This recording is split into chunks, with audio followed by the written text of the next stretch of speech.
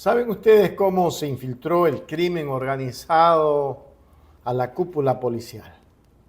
El doble rostro de la primera mujer comandante, Tanya Varela, pasó a la historia no solo como la primera mujer en alcanzar la comandancia general de la Policía Nacional del Ecuador, ganándose el apodo de la generala entre sus subordinados, sino también como la madrina, un alias otorgado por las mafias, específicamente por los grupos vinculados a la mafia albanesa. Y es que Boscan lo cuenta todo. Anderson Boscan hace una narrativa de esto. Vamos a mirar. Yo le creí algún día a Tanya Varela, la ex comandante general de la Policía Nacional. Es curioso porque a los policías les ponen apodos como a los criminales. Y es más curioso si piensas que los policías le ponen los apodos a los criminales. No sé, tuerto, trompudo, gorra, oreja, careloco. Pero también los criminales le ponen apodos a la policía. Es el caso de la ex comandante general Tanya Varela, por ejemplo, a quienes la bautizaron los narcos. No fueron sus compañeros de policía quienes la bautizaron como la Marina, sino los chuecos, los narcos, especialmente los vinculados a la mafia albanesa, que se referían a ella con ese seudónimo, porque Madrina, se entiende, es la que cuida, la que protege. Yo conocí a Varela por mi rol de periodista hace muchos años, aún antes de que ella asumiera como la mandamás de la Policía Nacional. Tenía buena reputación, debo confesar, se había ganado a pulso un espacio como la primera mujer en ascender a grado de general, y quienes la querían la llamaban en femenino, la generala, le decían. Solía almorzar con los empleados de una empresa de maquinarias que, como tantas otras en Guayaquil, es suficientemente generosa con los policías a quienes el Estado no da nada, ni siquiera de almuerzo. Varela era bien relacionada. Con sus compañeros no tenía problemas en putear, con la prensa era amable, de fácil acceso, siempre atenta. Con la política era conocida como salamera halagüeña. Eh, es famosa la anécdota de que pasó de cargar las compras de Pierina Correa a hacerle los mandados a César Monge, porque la policía en este país se humilla para poder acercarse al poder político del cual depende para poder avanzar en su carrera. Se relacionó también, pasado el tiempo, con la familia presidencial del entonces presidente Guillermo Lasso. Mientras hacía eso, fraguar las buenas relaciones, ponía en marcha la estrategia que todo general de policía utiliza antes de que los políticos se sienten en el poder. Los carpeteó. Los carpeteó significa que los revisó de cuerpo entero y hasta los huesos. La mayoría de generales, y Varela no fue la excepción, investigan a los presidentes electos y a sus posibles ministros. Investigan todo lo que es relevante para sus fines. Es decir, no si son honestos o deshonestos para terminar en Fiscalía General. No, no, no. Les investigan qué ministros son adictos a la cocaína, qué ministros son aficionados a la putería, cuáles tienen amantes de hotel, cuáles tienen amantes formales, cuáles tienen hijos no reconocidos. Investigan su pasado oscuro, sus relaciones inconfesables, investigan todo aquello que un ser humano no quiere que se sepa de sí mismo. Y con eso ganan poder suficiente para en algún momento, pues, intentar obtener acceso al poder. Obtener acceso al poder es una de las prioridades de cualquier policía. Por eso cuando un gobierno se sienta, los policías suelen tener una cantidad de carpetas tal, apiladas sobre la Dirección General de Inteligencia, que en lugar de investigar narcos y terroristas, suele investigar a políticos y a periodistas. Ahí comienza lo que muchos llaman el secuestro de los uniformados. Es una vieja táctica de la Policía Nacional y también de las Fuerzas Armadas, pero sobre todo de la Policía Nacional. Mientras Varela reunía información sobre el recién sentado gobierno de Guillermo Lasso, el teniente coronel de policía José Luis Erazo llegó a su despacho con una información preocupante.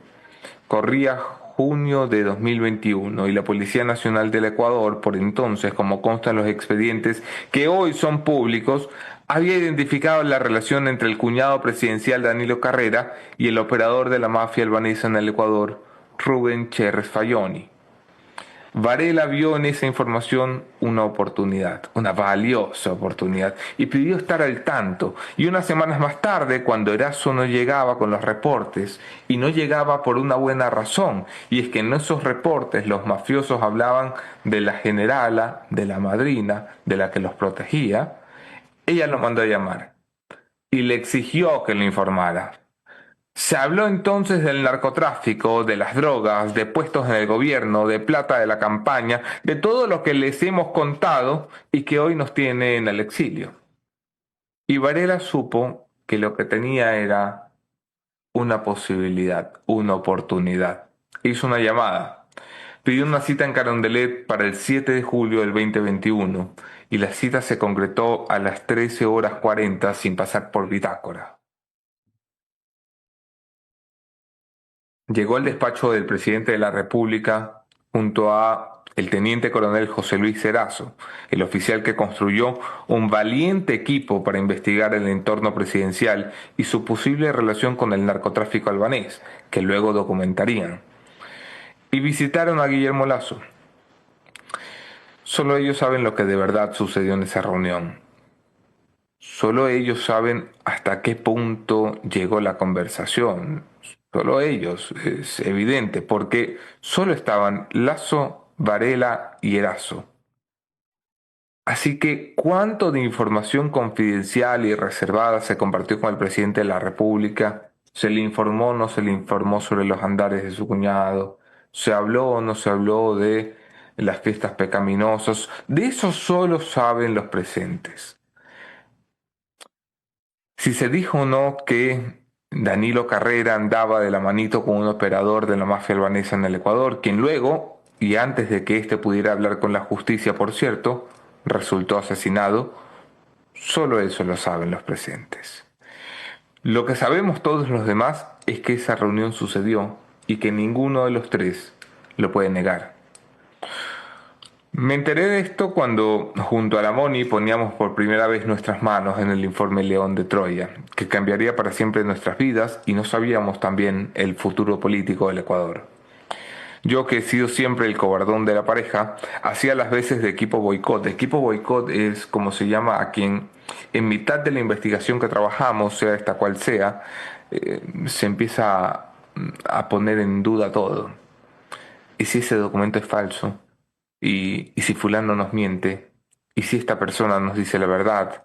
En fin, hace eso que se cometan menos errores o, como quería yo en esos momentos, que se dilate la investigación. Porque yo sabía que esa investigación podría ser, como en efecto fue, una condena a muerte. En esas andábamos cuando llegó la información de la reunión del 7 de julio del 2021. Y se me ocurrió hacer lo que haría cualquier periodista, llamar a la fuente. Y marqué el número de Tanya Varela. Lo hice desde el patio de un hotel donde entonces vivíamos con las niñas, cerca de la Navidad del 2022, porque nuestro equipo de seguridad había detectado una real amenaza contra nuestra integridad en nuestra casa y tuvimos que dejar nuestra casa por 3 meses e irnos a vivir a una pequeña habitación de hotel, 6 personas, una habitación donde la Moni armó un arbolito con luces colgando desde el techo. Tanya sabía que andábamos detrás de algo. Yo le pedí que tomara esta llamada como una conversación off the record y le pregunté si ella estaba al tanto de una investigación llamada León de Troya y me dijo que no.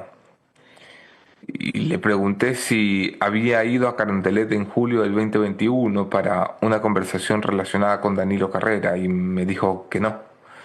Y le pregunté si ella en persona había ordenado a Mauro Vargas, al general de policía, que en realidad era un pillastre disfrazado de general, cerrar una investigación del narcotráfico. Y no solo me dijo que no, sino que después de unos segundos muda, buscando las palabras exactas, me dijo: le juro por mi hijo que nada de eso es cierto. La historia de Tanya Varela es el retrato de la descomposición institucional del Ecuador.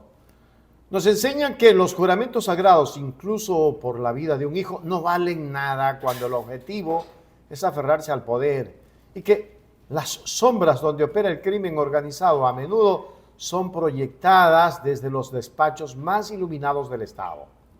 La reapertura del caso y las detenciones demostraron que, aunque la verdad ofenda y genere rechazo entre fiscales y políticos, el periodismo sigue siendo el último contrapeso capaz de forzar al sistema a mirarse en el espejo de su propia corrupción.